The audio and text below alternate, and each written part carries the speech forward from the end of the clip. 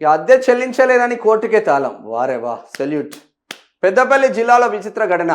ఓదెలలో అద్దె భవనంలో కొనసాగుతున్న జూనియర్ సివిల్ జడ్జి ఆ కోర్టుకు తాళం వేసిన యజమాని 7 నెలలుగా అద్దె చెల్లించలేదంటూ భవన యజమాని ఆరోపణ. అద్దె అడిగితే ఇప్పుడు అప్పుడు అంటూ కాలయాపన చేస్తున్నారని ఆవేదన.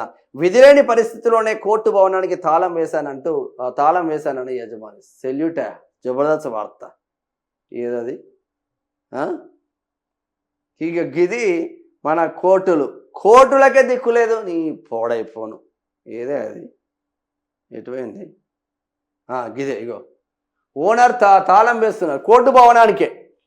కోర్టు భవనాలు కూడా అద్దె కొంపలనే పాడైనాయి. ఇక మనం ఇంతెత్తి ఎగిరెగిరి చెప్తా ఉంటాం. న్యాయస్థానంలో న్యాయం చెప్పే న్యాయ భవనానికే దిక్కు లేదా ప్రభుత్వం. బా, మంచి పని చేసినావు.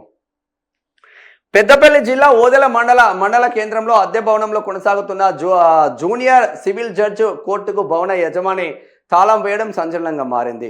గత 7 నెలలుగా కోర్టు అద్దె భవనంలో కొనసాగుతున్నప్పటికీ ఇప్పటి వరకు అద్దె చెల్లించలేదని ఆరోపిస్తూ బుధవారం భవన యజమాని చర్యకు దిగారు.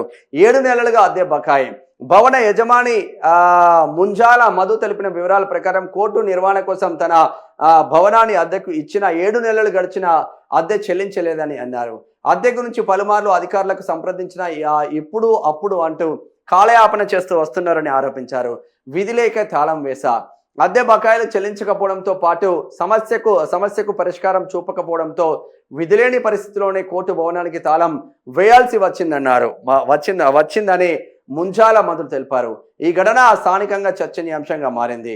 అయితే ఈ ఘటనపై న్యాయశాఖ లేదా సంబంధిత అధికారుల నుంచి అధికారిక స్పందన వెలువడాల్సి ఉంది. ఇంకేం అధికారిక స్పందన చేస్తారు?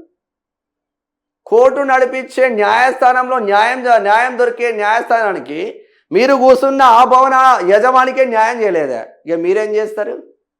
మీ చేతిలో ఏమున్నది?